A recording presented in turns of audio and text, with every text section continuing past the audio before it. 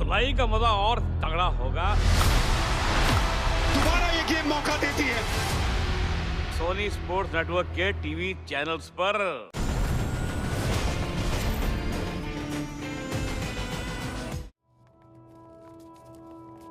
एक मिनट कृतिका, हम भी तो देखें क्या बना रही हो भाई तुम।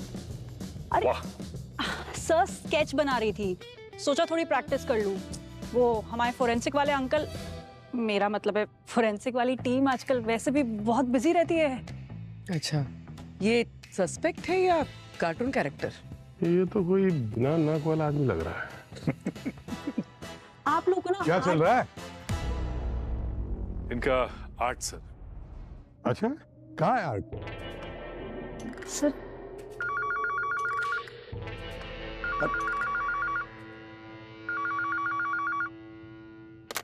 हेलो,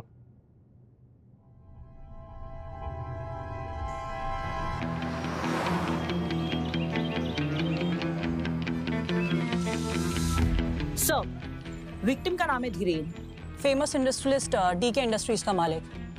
सर, आज सुबह जब ये हॉस्पिटल से डिस्चार्ज हुआ था तो एकदम ठीक था, लेकिन रास्ते में इसकी मौत हो गई। कल रात को अपना 50th बर्थडे सेलिब्रेट करके ये हॉस्पिटल में एडमिट हुए थे।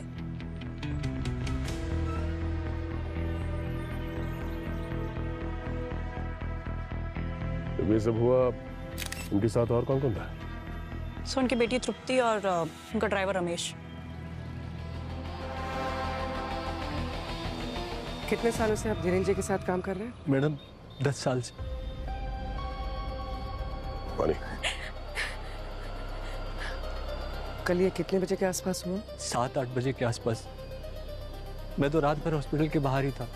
फिर सुबह तृप्ति मैडम के साथ साहब को लेकर घर जा रहा था कि अचानक रास्ते में। आपको ऐसा क्यों लगता है कि किसी ने आपके पिता का खून किया है? क्योंकि उनके शरीर पे ना कोई घाव है, कोई चोट के निशान, कुछ भी नहीं। सर, मेरे पापा बिल्कुल ठीक थे सर। हम उन्हें घर वापस ले जा ही रहे थे कि रास्ते में पता नहीं क्या हुआ, वो अजीब अजीब सी बातें करने लगे सर। वो कहते मुझे कोई मार देगा बेटा, मुझे कोई मार देगा, ऐसे बार बार बोल रहे थे सर वो। और फिर अचानक से ये हो गया। मैडम, साहब ना मरने से पहले बहुत डरे हुए थे। अच्छा, कल रात बर्थडे पार्टी थी उनकी, तो किसी के साथ कोई झगड़ा वगैरह हुआ था वहाँ पे? नहीं सर, पापा सबके साथ डांस कर रहे थे। मुझे उन्होंने नेक्स्ट सीईओ अनाउंस किया था सर। बस सर, अनाउंसमेंट के बाद पापा थोड़ा सा परेशान लग रहे थे सर। क्यों? नहीं, मतलब आपके सीईओ बनाने से किसी को कोई दिक्कत थी? कौन हो सकता है? सर, पार्टी में तो सब अनाउंसमेंट के बाद भी खुशी लग रहे थे, लेकिन हाँ सर, वो पापा की वो जो बिजनेस पार्टनर है अक्षय अंकल, वो अलग जाकर बैठ गए थे। पर सर, वो मेरे पापा के बेस्ट फ्रेंड है सर। वो ऐसा क्यों ही करेंगे सर? मुझे तो कुछ समझ में नहीं आ रहा, वो या कोई और भी ये क्यों करेगा सर? सर, मैं एक रिक्वेस्ट करूंगी आप, जिसने भी ये किया है, आप उसे छोड़िएगा मत sir, please.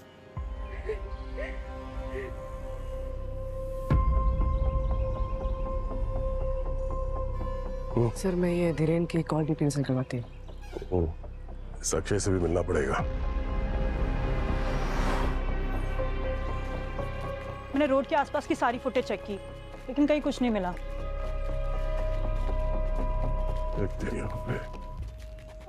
Hello sir. Hello ma'am, sir का रूम ये है। अरे, आप हमसे पूछेंगे नहीं कि हम कौन हैं? सर, आज मैं पूरी तैयारी के साथ आई हूँ। हम सीआईडी से हैं। मैम, आप लोग इतने फेमस हो चुके हो, ऑनेस्टली बिग फैन। आप मेरी फैन हैं? Thank you so much. Sir की। Thank you.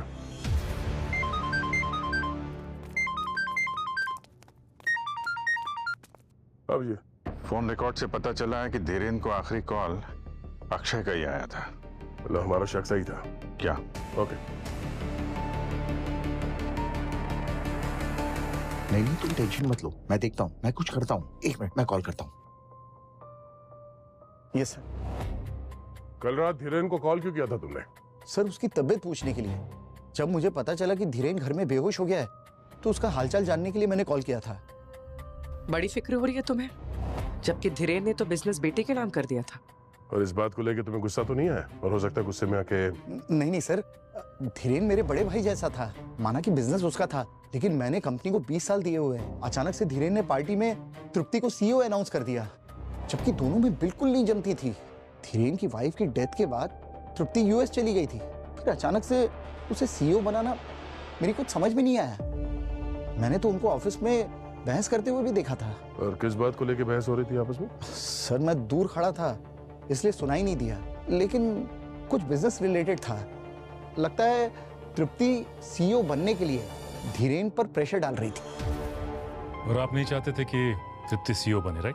नहीं सर, ये आप क्या कह रहे हैं? देखिए मेरा यकीन कीजिए, मैं सच कह रहा हूँ। धीरेन मेरा बहुत अच्छा दोस्त था। हाँ, तृप्ति के सीईओ बनने से मैं नाराज जरूर था, लेकिन धीरेन के साथ ऐसा कुछ करने का मैं कभी सोच भी नहीं सकता था। मर्डर की रात आप कहाँ थे? रात में मैं क्लब में ही था, सुबह घर गया। आप चाहें तो वहां के स्टाफ से पता कर सकते हैं। पता तो हम कर ही लेंगे, लेकिन आप शहर छोड़कर कहीं नहीं जाएंगे, समझे? जी सर।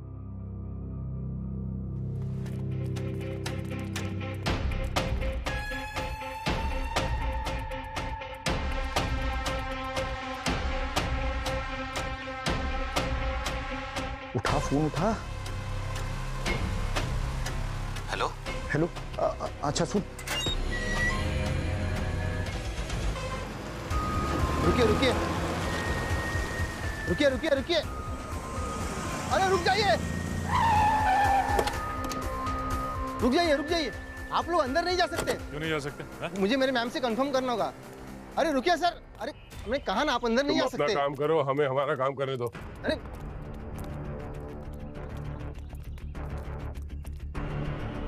सर, कुछ पता चला कि खूनी कौन है? हाँ, पता चल जाएगा। खूनी शायद हमारी आंखों के सामने ही है। आपने हमें बताया नहीं कि आप और धीरेन के बीच ऑफिस में बहस हुई थी। किस बात को लेकर हुई थी बहस? मुंह बंद रखने से काम नहीं चलेगा, बोलना पड़ेगा। अक्षय ने हमें सब कुछ बता दिया है। अक्षय अंकल तो चाहते ही नहीं थे कि मैं सीईओ बनूं। नफरत करते हैं वो मुझसे, इसीलिए तो मेरे और पापा की पर्सनल बातें बता दी उन्होंने आपसे। अच्छा, तुम्हें क्या लगा वो हमें नहीं बताते? तुम्हें पता नहीं चलता? जो पूछ रहे हैं ना, चुपचाप उसका जवाब दो। तुम और तुम्हारे पापा के बीच में आपस में बनती तो नहीं थी, तो इतना अचानक ये प्यार क्यों? शर्म आती है मुझे अपने बाप पे। क्यों? ऐसा क्या किया था उन्होंने? एक नंबर के अय्याश आदमी थे, और इसी चक्कर में पापा और मम्मी की लड़ाई भी हुआ करती थी। माँ के जाने के बाद मैं पापा की शक्ल तक नहीं देखना चाहती थी। कुछ दिन पहले ही पापा ने फोन किया, मुझसे बहुत बार माफी मांगी। मुझे एहसास हो गया कि शायद वो अकेले पड़ गए हैं, उन्हें मेरी जरूरत है, बस इसीलिए मैंने उन्हें माफ कर दिया सर। लेकिन उनका चक्कर उसके बाद भी चलता रहा, और ये बात आपको बर्दाश्त नहीं हुई, आपने खून कर दिया उनका। सर, एक बाप कितना भी बुरा क्यों ना हो, एक बेटी ऐसा कभी नहीं करेगी। मैं चाहती थी कि उनको उनके कर्मों की सजा जरूर मिले, पर मैं ऐसा क्यों करूंगी सर? सर, धीरेन के फोन रिकॉर्ड से एक नई इन्फॉर्मेशन मिली है। उसके मरने से ठीक पहले उसे एक अजीब सा मैसेज आया था। क्या मैसेज था? सिर्फ एक वर्ड, सॉरी। सिर्फ सॉरी? Yes sir. मरने से पहले किसी ने धीरेन को सॉरी भेजा था। इसका मतलब ये हुआ कि या तो मैसेज भेजने वाला धीरेन के मर्डर के बारे में जानता था और उससे माफी मांगना चाह रहा था, या फिर ये भी हो सकता है कि जिसने वो मैसेज भेजा था वही खूनी हो। कुछ पता चला ये मैसेज भेजा किसने था? सर, बर्नर फोन से मैसेज आया, अभी तक ट्रेस नहीं हो पा रहा। ठीक है, डिजिटल फॉरेंसिक टीम को भेज दो। ये मैसेज जो है इसका खूनी से जरूर कोई ना कोई कनेक्शन तो है। सरुण धीरेन के लाश ने कुछ बताया? बताएगी। पहले तो आप ये देखो, इसके ये क्या है ये सर में इंजरी देखो।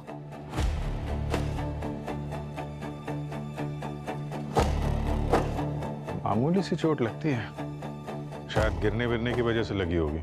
लेकिन इस मामूली चोट ने ही कांड कर दिया। इसकी वजह से इसे ब्रेन हेमरेज हो गया।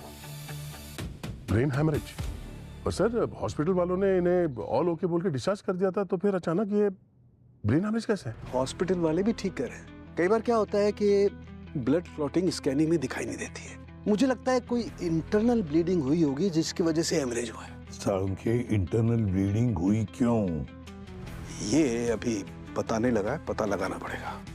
आप बोल रहे हैं ना ये छोटी चोट से भी हो सकता है।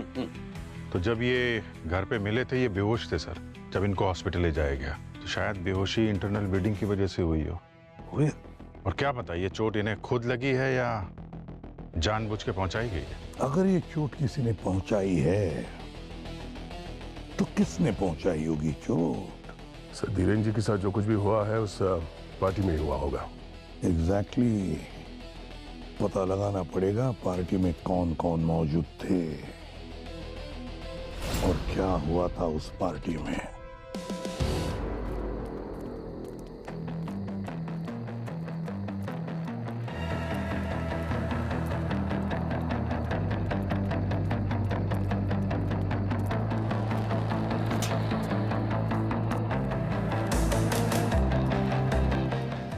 सुनो। Yes sir. हम सीआईडी से। या मैनेजर कौन है उसको बुलाओ। जी सर। सुरेंद्र सर। बोलो। सीआईडी वाले आपसे मिलने आए हैं। जी सर बताइए। धीरेन की पार्टी में यहाँ पे जितने भी लोग थे तुम्हारे स्टाफ में, सर्विस स्टाफ में, क्लीनिंग वेटर, उन सबको यहाँ पे बुलाओ। ओके सर, बुलाओ सबको। ठीक है सर। Kritika, Yes, sir. ये जो सीसीटीवी कैमरास है इनके फुटेज चेक करो। सर्वर रूम का है? वो लास्ट रूम है यहाँ से।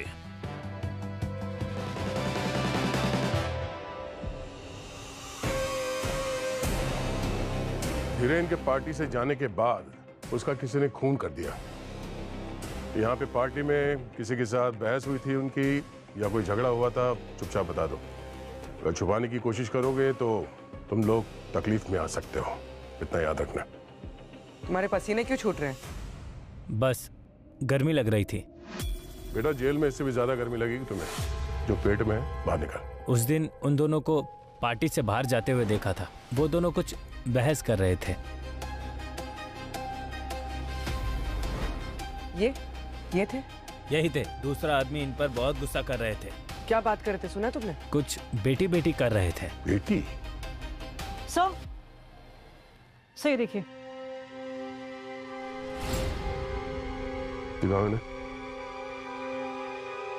हाँ यही थे। ये दोनों के बीच काफी गर्मा गर्मी हो रही थी और हाथापाई भी हुई थी। बुलाओ इसे ब्यूरो में। तुम्हारी धीरेन के साथ हाथापाई हुई थी या नहीं? हाँ। तो बता क्यों नहीं? मैं डर गया था। आप लोग सीआईडी है, अगर ये बात नहीं छुपाता तो आप सब मुझ पर ही शक करते। शक नहीं, अब पूरा यकीन हो गया है कि धीरेन को तुमने ही मारा है। नहीं सर, मैं ऐसा नहीं कर सकता हूँ। बस मेरी धीरेन के साथ पार्टी में लड़ाई हुई थी। किस बात को लेकर लड़ाई हुई थी तुम्हारी? वो मैं आपको नहीं बता सकता। नहीं बता सकते मतलब? क्यों नहीं बता सकते? क्योंकि वो पर्सनल है। ओ हेलो मिस्टर अक्षय, अभी अगर दया सर पूछेंगे ना तो पिछले जन्मों की बातें भी बोलने लगोगे। जो पूछ रहे चुपचाप बताओ। सर धीरेन मेरे भाई जैसा था। वो मेरा बहुत अच्छा दोस्त भी था, लेकिन वो एक अच्छा पति नहीं था।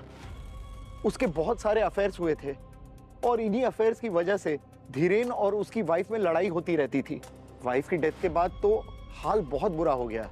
मैं हर बार उसे कवर करता था, लेकिन इस बार मैटर कंपनी का था। कंपनी का मैटर? क्या? उसका मेरी असिस्टेंट कनिका के साथ अफेयर था। Hello sir. Hello ma'am. Sir का रूम ये है। तो इस बात को लेकर लड़ाई हुई तुम लोगों की? नहीं सर, एक्चुअली मैंने कंपनी के अकाउंट से कुछ अमाउंट कनिका के अकाउंट में ट्रांसफर किया था ताकि ये बात बाहर ना आए। धीरेन को पता चला तो वो बहुत गुस्सा हो गया था। जब मुझे पता चला कि धीरेन हॉस्पिटल में एडमिट है तो मुझे बहुत बुरा लगा। मैंने उससे माफी मांगने के लिए उसे कार्ड, केक और फ्लावर्स भी भेजे थे। वो सब तो ठीक है, लेकिन कंपनी के फंड्स इधर उधर करना कानूनी जुर्म है, मालूम है ना? दया सर, इनके सारे बैंक अकाउंट अच्छी तरह से चेक करो। मनी ट्रांसफर वगैरह सब कुछ, सब पता चल जाएगा, समझे? सब पता चल जाएगा। दया वो सॉरी वाला मैसेज, उसके बारे में कुछ पता चला? सर उसने किसी पुराने मॉडल से वो मैसेज भेजा है, थोड़ा टाइम लग रहा है। जानबूझ के पुराना फोन इस्तेमाल किया ताकि आसानी से ट्रैक ना हो। वरना आजकल तो सब लोग स्मार्टफोन यूज करते हैं, कैमरे वाला। एक काम करते हैं, धीरेन के सारे कॉन्टैक्ट्स की लिस्ट बनाओ, देखो उनमें से किसी के पास इस तरह का फोन है क्या, पता तो चले कि ये सॉरी बोलने वाला है कौन। हाँ साळुंके, क्या खबर है? खबर ये है बॉस कि सोने के दाम गिर रहे हैं, इन्वेस्ट कर लो। बड़े अच्छे मूड में हो, कुछ बड़ा हाथ लगा क्या? बहुत बड़ा हाथ लगा है। तो दिखा ना। बॉस डॉक्टर एकदम सही कह रहा था, हॉस्पिटल में ये बंदा एकदम हेल्दी था। मगर डॉक्टर साहब, आपने तो कहा था कि धीरेन की मौत ब्रेन हैमरेज से हुई थी। हुई नहीं थी, मौत करवाई गई थी, ब्रेन हैमरेज जैसे कुछ। मैं बताता हूं, इसकी मदद से करवाई गई थी। क्या ये? न्यूरोथ्रोम्बेक्स वर्जन 5। बरसों की कड़ी मेहनत और मेडिकल रिसर्च से इसे बनाया गया है। सिर्फ 2 बूंद काफी है इसकी, किसी भी इंसान की जिंदगी लेने के लिए। ऐसा क्या करता है केमिकल? सचिन, ये पूछो क्या नहीं करता है, मैं बताता हूं। यहाँ आइए, ये देखो, ये किसी भी इंसान की ब्लड वेसल्स को कमजोर कर देता है और उससे ब्लड क्लॉटिंग शुरू हो जाती है, ठीक वैसे ही जैसे किसी के ब्रेन हेमरेज के वक्त होती है। तो किसी ने जानबूझ के धीरेन को ये ड्रग दिया था? बिल्कुल। ये देखो, ये जो न्यूरोटॉक्सिक कंपाउंड है, इसकी वजह से इसकी ब्लड क्लॉटिंग की एबिलिटी खत्म हो गई थी। ये देखो कैसे अजीब से पैचेस दिखाई दे रहे हैं। बस मुझे भी शुरू में यही लगा था कि शायद इसे ब्रेन हेमरेज ही हुआ है। जी सर, ये ड्रग इतनी आसानी से किसी को भी दिया जा सकता है? सचिन, यही तो खासियत है इसकी। इसकी ना अपनी कोई स्मेल होती है, न इसका कोई कलर होता है, न कोई टेस्ट होता है। आसानी से किसी भी चीज में डिसॉल्व हो जाता है और कोई कलर भी नहीं छोड़ता। बिल्कुल नहीं। ये देखो,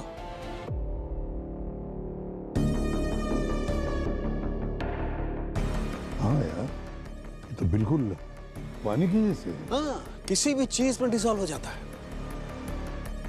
मतलब खूनी को मेडिसिन की अच्छी खासी नॉलेज होगी, इस ड्रग्स के बारे में वो पहले से जानता है। वैसे साउंड, एक बात बता, ये ड्रग, ये कंपाउंड न्यूरोथ्रोम्बेक्स 5 अपना असर करने के लिए कितना वक्त लेता है? 3 से 4 घंटे। 3 से 4 घंटे। और धीरेन की मौत कितने बजे हुई थी? सुबह के 7, सवा 7 बजे से। सर, हमने क्लब का सीसीटीवी चेक किया था। धीरेन 9 बजे से लेकर रात 1 बजे तक पार्टी कर रहा था। और सर 1:30 बजे इन्हें एडमिट किया गया था हॉस्पिटल में। धीरेन 9 बजे से 1 बजे तक पार्टी कर रहा था, फिर 1:30 बजे उसे हॉस्पिटल में एडमिट किया और फिर 7 बजे, सवा 7 बजे उसकी मौत हो गई। मतलब बीच के 3-4 घंटों में ही इस ड्रग ने अपना काम किया था। मतलब रात को 2 या 3 बजे से ड्रग दिया गया होगा। अक्षय कहाँ था उस वक्त? सर, क्लब के सीसीटीवी के हिसाब से अक्षय क्लब में ही था। सर लेकिन अक्षय तो पूरी रात अकेला था, अकेला पार्टी कर रहा था। सर, फिर कौन हो सकता है जिसने जहर दिया? वही पूर्वी, वही जो धीरेन के कमरे में गया था। पता लगाओ कौन गया था धीरेन के कमरे में, और फिर जो भी गया था उसके हाथ ये न्यूरोथ्रोम्बिक्स वर्जन 5 ड्रग लगा कैसे? सर, धीरेन के फैमिली और फ्रेंड्स में जितने लोगों ने बर्नर फोन्स खरीदे हैं, उनकी लिस्ट निकाली हमने। एक आदमी है जिसने 15 बर्नर फोन्स खरीदे हैं। कौन है वो? सर, धीरेन खुद। वो अपने स्टाफ को बर्नर फोन्स ही देता था। तो डिजिटल फॉरेंसिक को धीरेन के स्टाफ का फोन भिजवा देते हैं, पता तो चले कि ये सॉरी मैसेज भेजा किसने था। आइए सर। ये रही उस रात की फुटेजेस। लेकर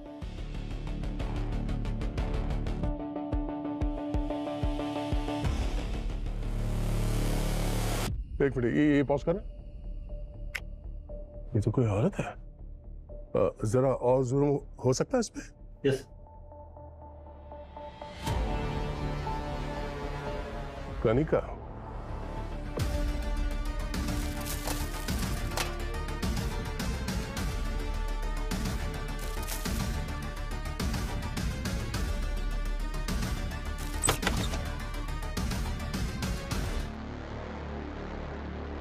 ये धीरेन के रूम में आप दोनों की ड्यूटी थी? जी सर। जी सर। आपने किसी को भी धीरेन को कुछ अलग से खिलाते हुए देखा? नो सर, डॉक्टर ने सर को कुछ प्रिस्क्राइब किया नहीं था और हमने भी अपनी तरफ से कुछ नहीं खिलाया। अच्छा, तो फिर जहर किसने खिलाया? जहर? जी हाँ, जहर। धीरेन की मौत जहर की वजह से हुई थी। उसे किसी ने जहर दिया था हॉस्पिटल में। आपने किसी को देखा इन्हें कुछ अलग से खिलाते हुए, या फिर बाहर से कुछ मंगाया गया हो? हाँ सर, एक पार्सल आया था केक का, साथ में कार्ड और फ्लावर्स भी थे, लेकिन तृप्ति मैम ने तो सिर्फ फेंकवा दिया था डस्टबिन में। सर, कहीं वो जहर उस केक में तो नहीं था? ये केक कहाँ फेंका आप लोगों ने? सर, हॉस्पिटल का सारा कचरा गार्बेज एरिया में फेंका जाता है। ठीक है, आप लोग जा सकते हैं। Thank you sir. एक काम करते हैं। हाँ सर। गार्बेज एरिया चेक करते हैं।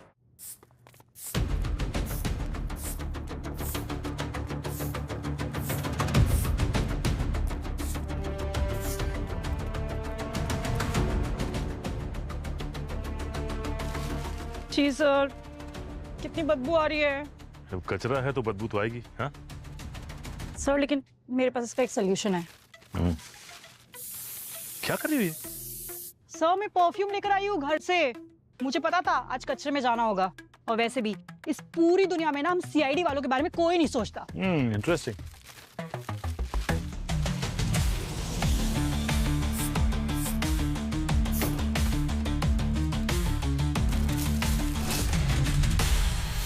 एक मिनट, ये धीरेन का रूम नंबर 417 था ना? हाँ सर।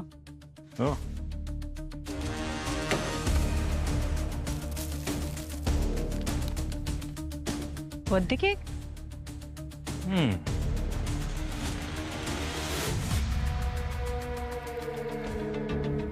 एक काम करते हैं, इसे फॉरेंसिक लेके चलते हैं। सर, मैंने कुछ नहीं किया। I really love Dhiren. वो तो अपनी बर्थडे पार्टी में तृप्ति को हमारे बारे में पता नहीं वाला था। फॉर इन्फॉर्मेशन मैं आपको बता दूं कि उसने ऐसे 4-5 और लोगों को ही बोला है। और जब उसने तृप्ति को तुम्हारे बारे में नहीं बताया, तुमने उसका खून कर दिया। नहीं, ऐसा क्यों कह रही है? क्या कर रही थी तुम उस रूम में? मैं बस मिलने गई थी। अक्षय सर ने पैसे दिए थे हमारा अफेयर छुपाने के लिए। मैंने वो पैसे भी लौटा दिए थे। सर, मैंने कुछ नहीं किया है सर, मैं सच में कुछ नहीं किया है। सुनूंगा सर। हाँ सर। हाँ दया, मुबारक हो। किस बात के लिए सर? अरे भाई, जहर मिलने की खुशी में वो केक जो तुम लोगों ने भेजा था ना, दोस्त, जहर उस केक में नहीं था। तो इसमें खुशी की क्या बात है? अरे सुन तो लो पूरी बात यार। जहर केक में नहीं था, लेकिन जहर केक वाले बॉक्स में था। जहर केक में नहीं, केक बॉक्स में था? अब ये क्या चक्कर है सर? कि ऐसा तो नहीं कि जिसने भी वो केक वहां पे दिया था, हाँ, जहर उसके हाथ में हो, जिसकी वजह से वो बॉक्स में लग गया? There you are, right. ठीक है सर, थैंक यू। सर, वो नर्स भी बता रही थी कि केक खुला डिलीवर हुआ था, इसलिए तृप्ति ने वो केक डस्टबिन में फेंक दिया था। पूर्वी, पता करो ये केक जहां से भी डिलीवर हुआ था, वो बॉक्स खुला क्यों था?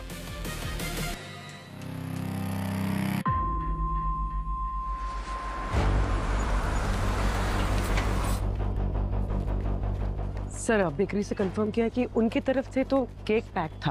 उन्होंने किचन की भी फुटेज भेजी। इसका मतलब जो कुछ भी हुआ है उस डिलीवरी बॉय ने किया होगा बॉक्स के ऊपर। अच्छा, बेकरी वालों से उसका एड्रेस यहीं का बताया ना? हाँ सर।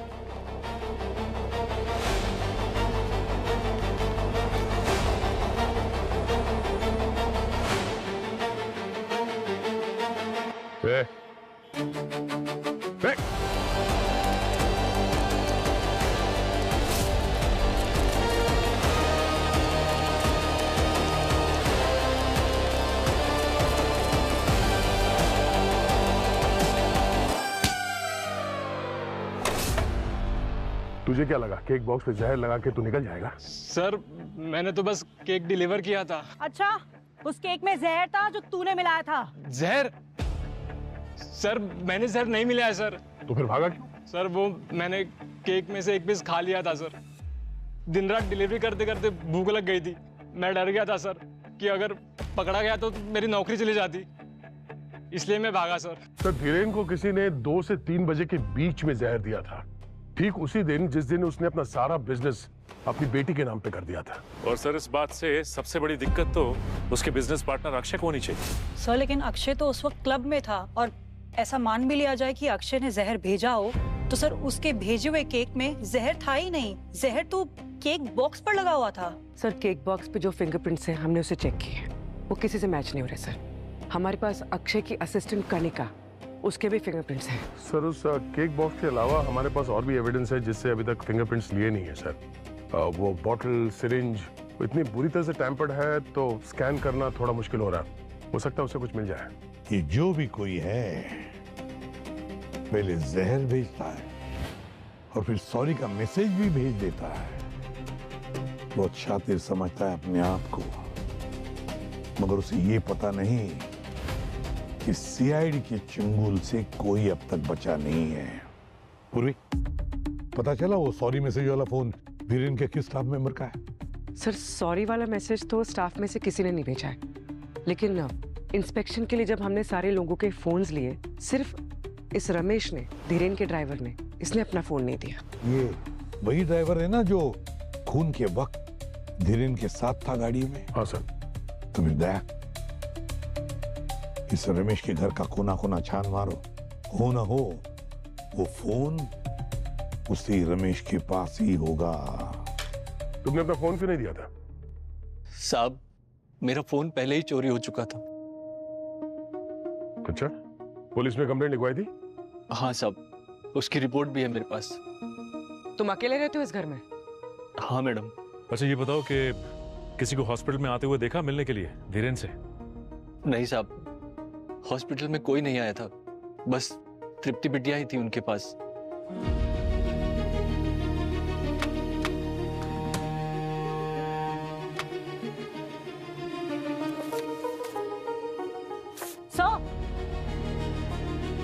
कृतिका, सर देखिए एक्सरे और ये मेडिकल रिपोर्ट।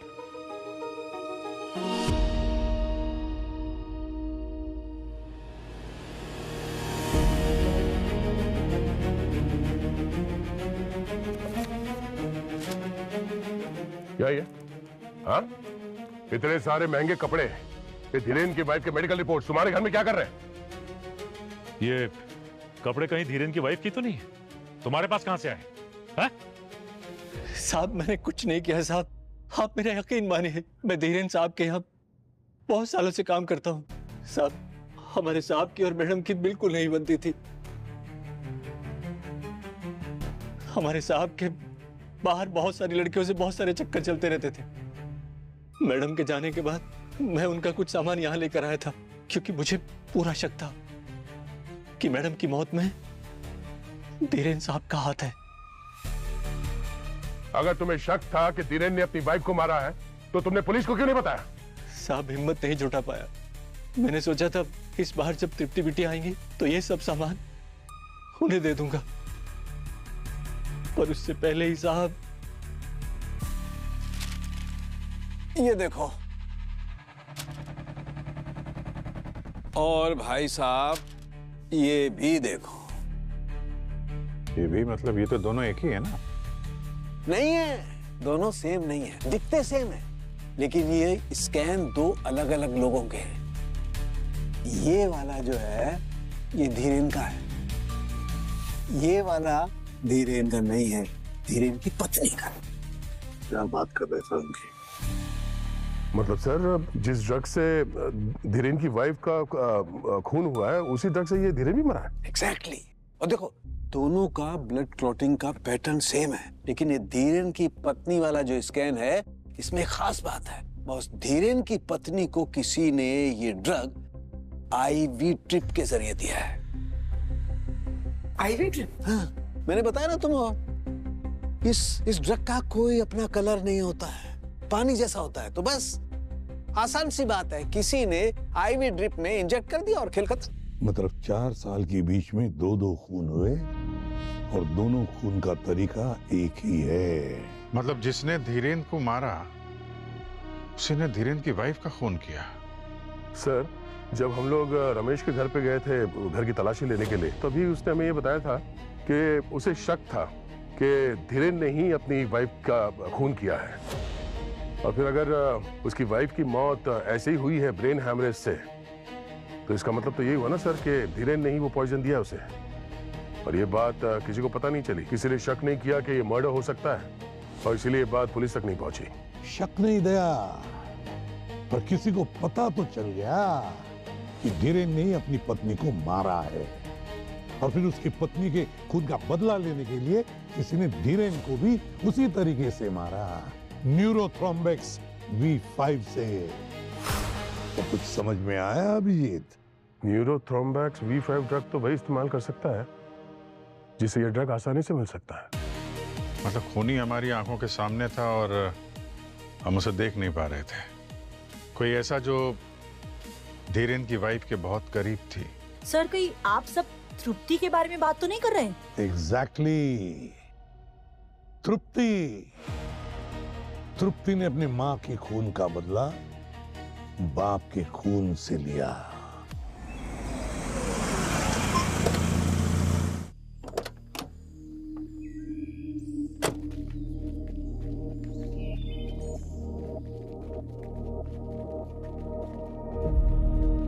तृप्ति, तृप्ति,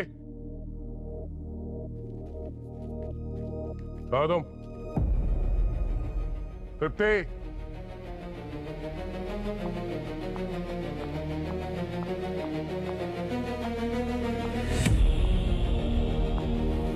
तुमने अपनी माँ की मौत का बदला लेने के लिए अपने बाप को ही मार दिया।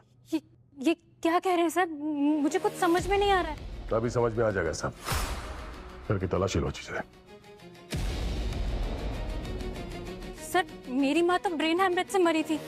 मरी नहीं थी, मारी गई थी। ज्यादा भोला बनने की एक्टिंग मत करो, समझी? सर आप गलत शक कर रहे हैं, मैंने कुछ भी नहीं किया है सर। अच्छा तो फिर ये क्या है? हाँ सो ऊपर रखा हुआ था छुपा कर। ये बर्नर फोन तुम्हारे घर में कहाँ से? सर ये मेरा फोन नहीं है, मुझे नहीं पता ये यहाँ कैसे आया। नहीं पता? नहीं। कोई बात नहीं, बहुत जल्द पता चल जाएगा। अपूर्वी क्या पता चला? सर ये देखिए, फोन के जलने से पहले फोन की लास्ट लोकेशन। ये तो तृप्ति का घर है। पूरी एक काम करो, जरा फिर से चेक करो। देखो ये फोन तृप्ति के घर से ठीक पहले कहां पर था? सर ये फोन तृप्ति के घर से ठीक पहले रमेश के घर में था। तो रमेश ने तो रिपोर्ट लिखवाई थी ना कि उसका फोन चोरी हो गया है। पर ये लोकेशन किस दिन का है? डेट देखो। 27 अक्टूबर। और रमेश ने फोन चोरी होने की कंप्लेंट कब लिखवाई थी? सर 26 को। 26 अक्टूबर को फोन चोरी होने की कंप्लेंट लिखवाता है रमेश, मगर 27 तारीख को बिल्कुल दूसरे दिन फोन उसी के घर में मिलता है। तो इस रमेश ने तृप्ति को फंसाने के लिए उसके घर में फोन रखा था। और वो ऐसा करेगा क्यों? बॉस। हाँ बॉस, ये सिरिंज आईवी की स्कैन रिपोर्ट आ गई है। तो क्या तृप्ति के फिंगरप्रिंट के साथ मैच होती है? तृप्ति से तो छोड़ो बॉस, कनिका, रमेश, अक्षय किसी से भी मैच नहीं होते। अरे पर सवाल तो अब भी वही है कि भले रमेश ने फोन उसके घर में छुपाया था, लेकिन जहर किसने मिलाया? देखो एक बात ध्यान रखो, ये जो ड्रग है ना बॉस, ये आसानी से नहीं मिल सकती है। ये हॉस्पिटल में भी, आईसीयू में, इमरजेंसी में ही मिल सकती है। ओह, तो अगर ये ड्रग इतना स्पेशल है तो फिर ये ड्रग हॉस्पिटल में काम करने वाले को ही मिल सकता है। और ये हॉस्पिटल में जो भी काम कर रहा है उसने ये ड्रग न्यूरोथ्रोम्बिक्स V5 हॉस्पिटल के स्टोरेज रूम में से ही छुड़ाया है।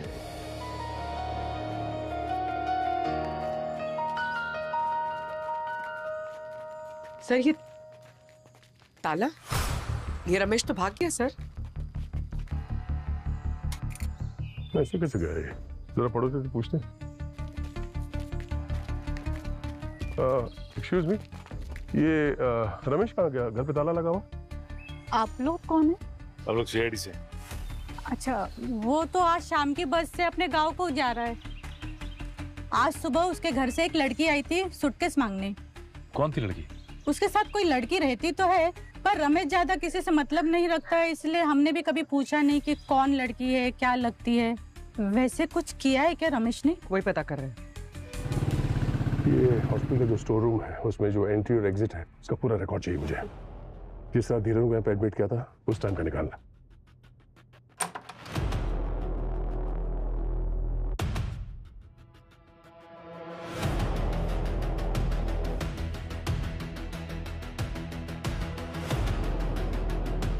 ये तो वही नर्स है जो उस रात धीरेन के कमरे में ड्यूटी पे थी।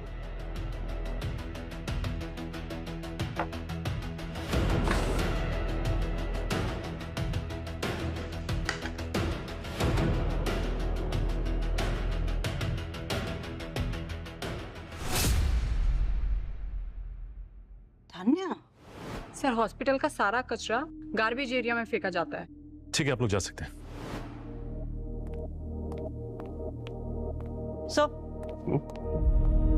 सर ये स्टोरेज यूनिट में तानिया का आई कार्ड मिला है। तानिया का आई कार्ड स्टोरेज रूम में?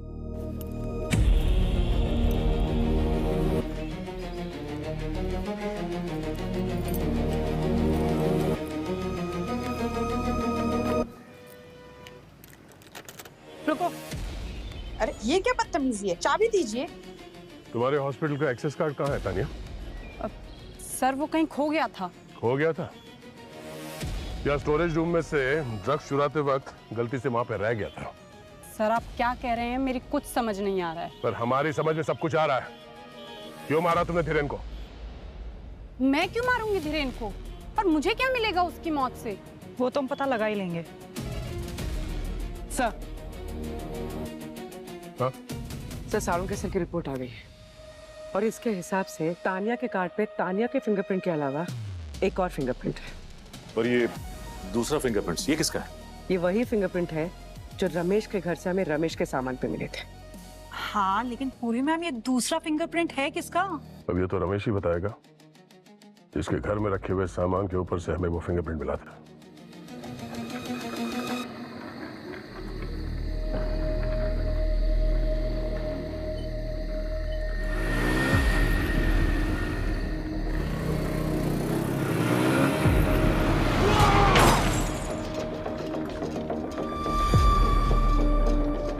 पता नहीं क्या चल रहा है आजकल। अभी कुछ दिन पहले इसके मालिक धीरेन की मौत हुई और अब ड्राइवर रमेश की भी।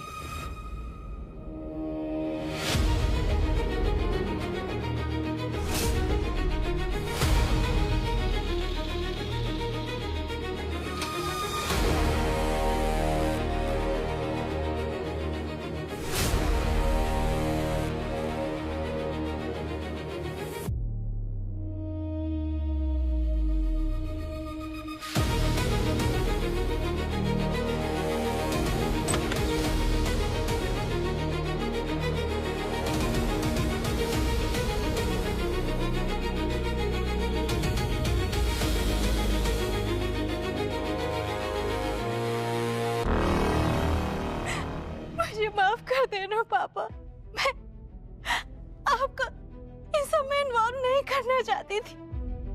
आपने मुझे सीआईडी से तो बचा लिया, मगर खुद ही अरेस्ट हो गए।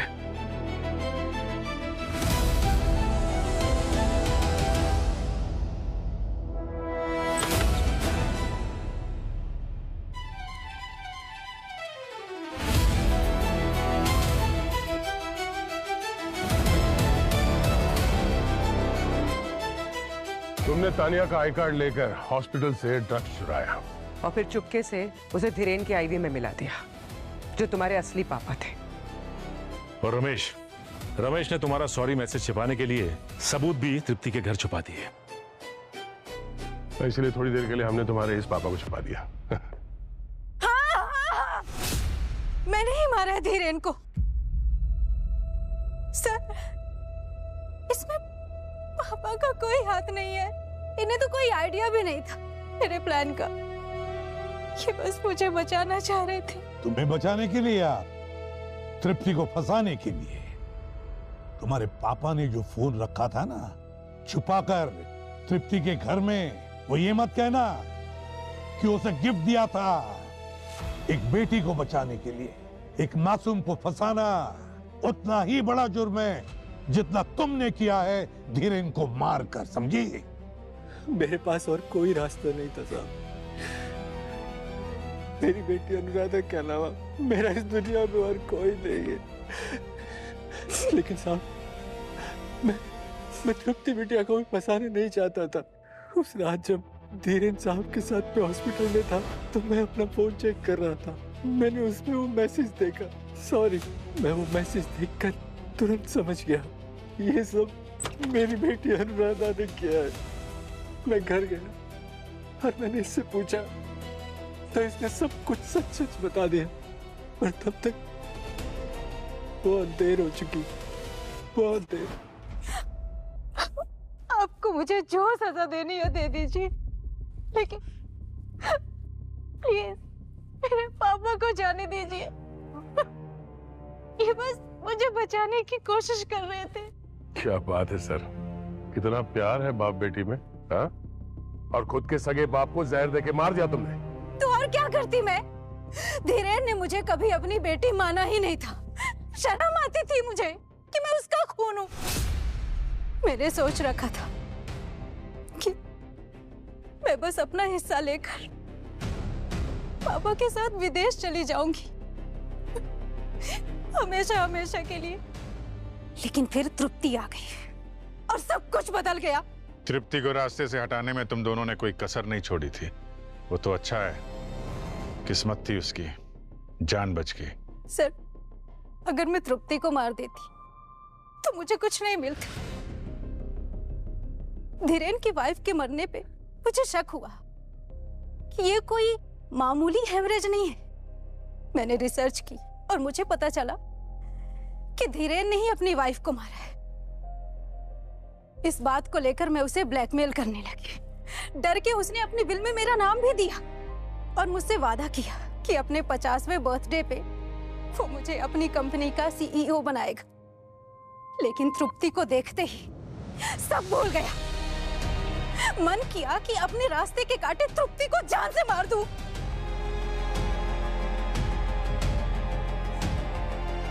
लेकिन फिर मेरे हाथ में कुछ नहीं आता। और अगर धीरेन मारा जाता है तो सारी प्रॉपर्टी उसकी तुम्हारे नाम हो जाती है। हाँ, एक को ऊपर भेज दिया और दूसरे को जेल भेजने ही वाली थी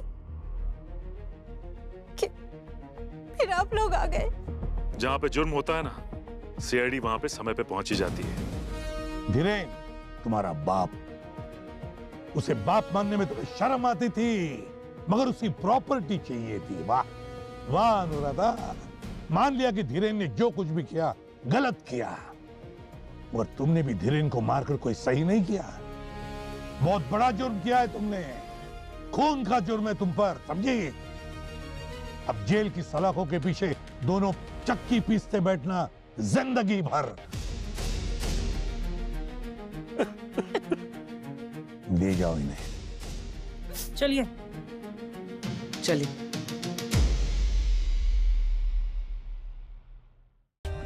For more updates, subscribe to our channel, click the show links and enjoy watching the videos.